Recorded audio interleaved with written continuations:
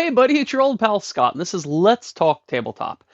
I love old miniatures. I think I've said that in the past many, many times. I absolutely love the old Games Workshop and other companies' miniatures.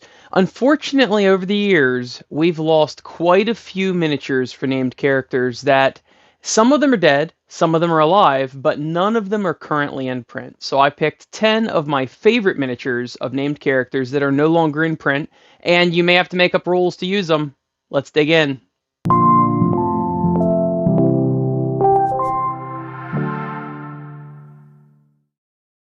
These characters are in no particular order, so it's not the coolest to the least or whatever. I think all these are pretty interesting. Of course, this is not an exhaustive list, and I'm not a huge lore person, so some of the little tidbits I give to you about the characters could possibly be incorrect. Please make sure to expound on anything I don't cover in the comments section.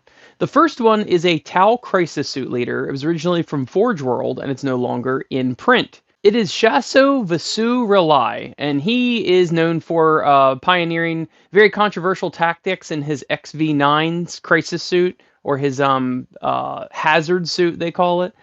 He was much more militaristic and much more aggressive in his stance of defending the Tau Empire. And he is still alive, actually. It's just that his model is no longer in print. It's a pretty cool looking model, though. What I like about this model is that it looks Tau, but his rifle looks so odd. It's not your typical Tau fare, so I don't know what type of rifle he had, but it's pretty neat looking. I kind of wish they'd bring that type of crisis suit back. The next one on the list is Chaplain Cassius. Now, he originally had a model in the older editions. It was a metal model, and it's actually pretty cool looking. I really like this model. He is the oldest living in-service Ultramarine that is not in a dreadnought. And he's still kicking and alive and screaming, but he's with the Death Watch now. And he had this old metal model that was very characterful, very interesting looking. And then they discontinued that for quite some time. And then with Death Watch Overkill, they released a new miniature of him that is this one right here.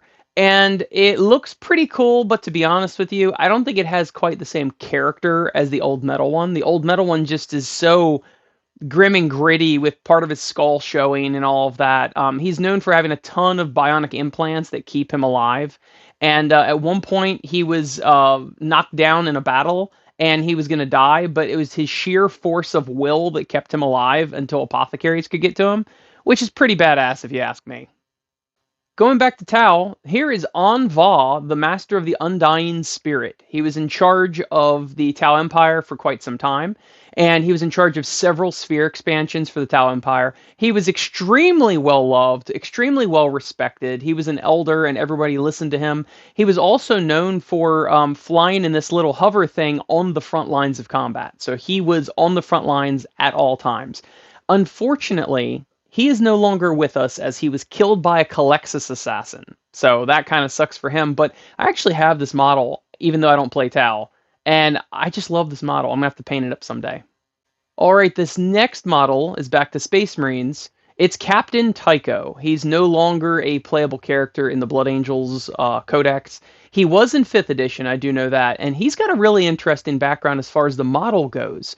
So you see him here in his gold armor. This is before he fell to the Red Thirst. So before he fell to the Red Thirst, it was actually said that he was being groomed to be Dante's replacement, is how good he was. Unfortunately, when he did fall to the Red Thirst, he no longer could be the successor for Dante, but he did end up basically leading the Death Company, which is pretty cool.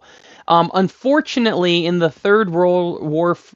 Unfortunately, in the Third War for Armageddon, he was laid low and killed. So you could no longer play him narratively, unless you're doing a historical thing.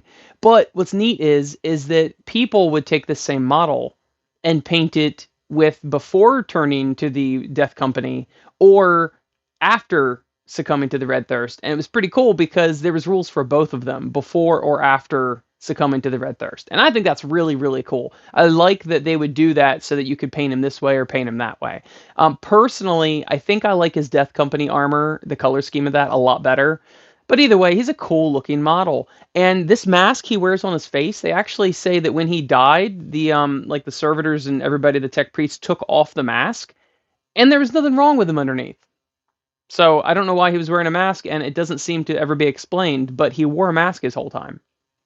This next character is one of my all-time favorite characters just because he's so neat. Asdrubal Vecht of the Dark Eldar. He's actually the leader of the city of Komorra, and he is still alive, so you could play with him. At one point, he had this metal model, and you see that it's more than just a metal model. It goes on this ship right here called the Dais of Destruction, and I had seen those. I had seen those slave girl models before, and I didn't know what they went to. And apparently they go with his model on his little throne there, which is kind of neat. I think they were also used in other kits. But he was metal, and the Dais of Destruction was plastic. And it's just a really neat model. Very seldom do you get a character that actually comes with his own vehicle. It's pretty neat, and it had rules for it, too. Now, he's kind of a rags to riches story. He is currently the leader of the Cabal of the Black Heart and the leader of Komorra. And he was like a child slave, and he ends up rising through the ranks to actually become the leader, which is pretty cool. Telion is the next one, the Ultramarines scout trainer, and he trains all the scouts. He's essentially described as like the perfect warrior. Maybe not the strongest or the fastest, but just like a crazy good tactician. Think of like Taskmaster from Marvel Comics, or Captain America, or Deathstroke, somebody like that. And he can just basically size up an enemy visually, and he takes like gravity, he takes wind, he takes all of the environment into account for what his plan is going to be. And then he's basically bested every enemy that he's ever ran across. So that's actually pretty cool. In the Plague Wars, he defended the Ultramarines scout school essentially and held everybody off. And just all around really badass character. Now, he was never released in plastic. I had him in metal, and I always loved him. I just thought he was such a cool character. But he's no longer offered, but he is alive. So you actually could buy that model and make a character out of him or whatever. Just a really cool looking guy. I really like this model a lot. So I'm sure everybody knew this guy was going to make it on this list. He's a very interesting character for Chaos Space Marines, around 3rd edition roughly, and it's Doom Rider. This guy is pretty neat. His identity prior to becoming the Demon Prince of Slaanesh is unknown, but he is so badass and so cool that Slaanesh made him a Demon Prince, and he didn't even transform. And he's got a bunch of different nicknames and things like that. He eventually caught the attention of the White Scar's Master of the Hunt. And through a big, long, convoluted story, the Master of the Hunt finally caught him and beheaded him. And the head kept talking. And the head kept squirming around and talking and all that. So apparently they kept the head, and to this day he is alive, but he's beheaded. And I think that's pretty neat. That's pretty cool. It's a very, grimdark kind of story. And Trazyn the Infinite actually has a display called Doom Rider's Folly, which is probably the rest of his body, or it could be his bike. I'm not sure which one, and from what I read, it didn't describe what it was. But certainly the White Scars have his head. We do know that. This next model is not particularly interesting lore-wise, but I like the model a lot. It's Chaplain Xavier from the Salamanders chapter. And basically, he was just the most famous, bestest, most powerfulest chaplain they ever had. It's nothing that's really that interesting. But he was killed by the Dark Eldar, so he is no longer alive. But he's got a really neat miniature to show for it. And generally, I like the old Chaplain miniatures. I think they did a really good job of a lot of their character miniatures back in the day. This next guy is dear to my heart. It's Zodgrod Wartsnaga, is what his name is. And he had this miniature back in the day, a metal miniature, and he was a character for freebooters. Apparently, he actually comes from the Snakebite clan, but he was playable as a leader for the freebooters. And he's the most famous and, I guess, best runt herd the orcs have ever seen. He's famous for it. And he has his own, squads of elite grots, which are kind of funny, that are better trained and everything. And he is a proponent for using grots in battle because just the sheer numbers, they can defeat people with it. And he actually does have a model now. So as of 2 or 3 years ago, they came out with this model, which is still a pretty cool model. I really like the old model for its campiness and its colors and its cartoonishness, but I also like the new model as well. I like his crazy hair squig, and I like his runt herder staff. Just a really neat looking model. I saved my very favorite character on this list for last, and I think I'm actually going to go buy her miniature. It is Cruella from the Emasculators pirate faction in Dark Eldar or Drukhari. She's still alive to this day, although she does not have a current model or stats, but my 3rd edition Dark Eldar book actually does have stats for Cruella. And she's just really, really cool. She's a pirate captain. She's the leader of her thing. She's also an Archon.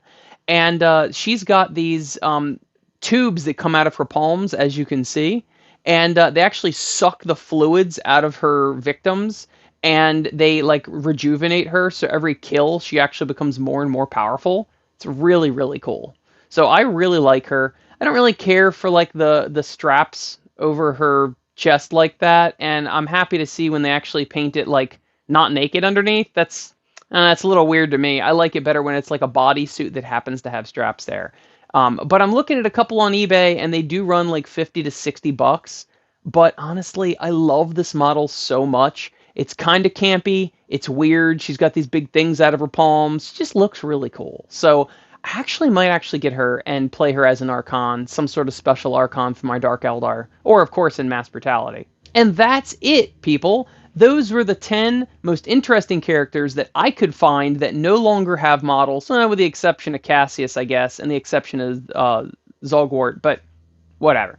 So the point is, I really like these. I wish they'd bring most of these guys back. Unfortunately, some of them are dead, but Cruella is still alive.